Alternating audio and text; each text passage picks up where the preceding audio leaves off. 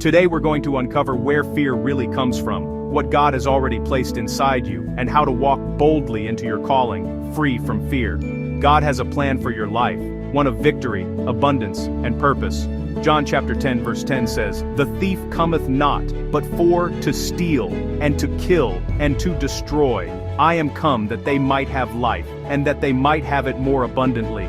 Every day he calls you to step into something greater. Maybe it's starting a business, going back to school, or mending a relationship. But as soon as you sense that call, a wall appears: fear. Fear says, "You're not qualified. You'll fail. Remember your past mistakes." It paralyzes you, making the promise on the other side seem unreachable. The enemy wants you to shrink back, to settle for less than God's best. But here's the truth: that wall of fear is an illusion. God doesn't build walls to keep you out. He makes a way for you to get in. Isaiah chapter 43, verse 19. He's cheering you on, ready to give you what you need to overcome. The first step is recognizing that fear isn't from God. He's calling you forward, and no wall of fear can stop his purpose. Don't let fear dictate your future. God's plan is bigger than your fear.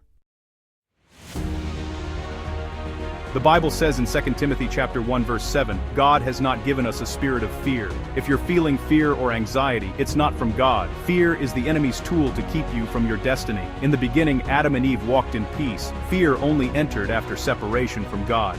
Genesis chapters 1 and 2. God's nature is peace, confidence, and security. Fear is the opposite.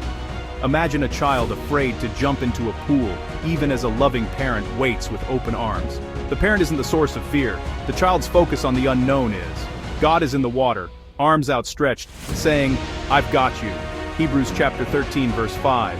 Fear distracts you from his love and safety. The enemy wants you to focus on the deep water, not on your Father. You have a choice. Listen to fear, or trust God's voice. Fear is a distraction, not your destiny. God's love is your safety net.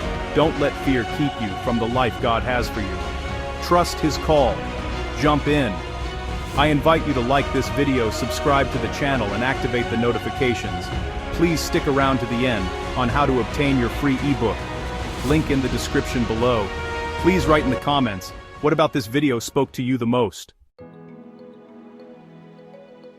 2 Timothy chapter 1 verse 7 continues, God gives us a spirit of power. This isn't ordinary strength, it's dynamis, explosive, supernatural power. The same power that raised Jesus from the dead lives in you. You're not weak or helpless, you're filled with God's power. Many live with this power inside, but let fear silence it. God's power enables you to do what you can't do alone. When you feel unqualified, his power qualifies you. When you're weak, his power makes you strong. 2 Corinthians chapter 12, verses 9 and 10. Fear wants to paralyze you, but God's power propels you forward. See yourself as powerful, not arrogant, but God-confident. Speak and think with faith. I am a child of God, filled with power. Fan the flame of that power. Let fear know it has no place in you. Living with fear is like driving a powerful car with the emergency brake on. The engine roars, but you're not moving forward. Many pray for change, but let fear hold them back. You must choose to release the brake. Fear won't let go on its own. Releasing fear is an act of faith. God, I trust you. I'm moving forward. When you let go, resistance falls away and you accelerate toward your purpose. Don't waste another day stuck in place. God designed you for a powerful, purposeful journey. Identify your fears, failure, opinions, the unknown, and release them. Put your fears in God's hands. Press the gas pedal of faith. Move into the future God has for you. The ride is waiting. Don't hold back. God gives us another weapon against fear: love. 1 John chapter 4 verse 18 says, "Perfect love drives out fear." God's love isn't based on your performance, it's unconditional and unending. When you know you're loved, fear loses its grip. Fear thrives on insecurity, but God's love makes you secure. If God is for you, who can be against you? Romans chapter 8 verse 31. When you fear failure, remember your worth is in being God's child. When you fear others' opinions, remember God calls you chosen and beloved. When you fear the future, trust that God holds it in his hands. Meditate on his love daily, let it push fear out. Receive his love every morning. When fear comes, declare, God loves me perfectly. Fear has to go. God's love is the light that drives out darkness. The more you focus on his love, the smaller fear becomes. Let his love fill every corner of your life. God's final gift in 2 Timothy chapter 1 verse 7 is a sound mind. A sound mind is calm, disciplined, and peaceful, not ruled by anxiety. Fear creates chaos, but God gives you peace. Isaiah chapter 26 verse 3 says, "You will keep in perfect peace all who trust in you." The key is fixing your thoughts on God, not your problems. When you focus on him, peace follows. A sound mind doesn't mean you never have negative thoughts, but you don't let them take root. Take every thought captive. Replace fear with God's truth. Think on what is true, noble, and lovely. Philippians chapter 4 verse 8. Practice guarding your mind. It gets stronger with use. Start your day in peace, not chaos. Take peace breaks when anxiety rises. Remind yourself, God has given you power, love, and a sound mind. You can live in peace.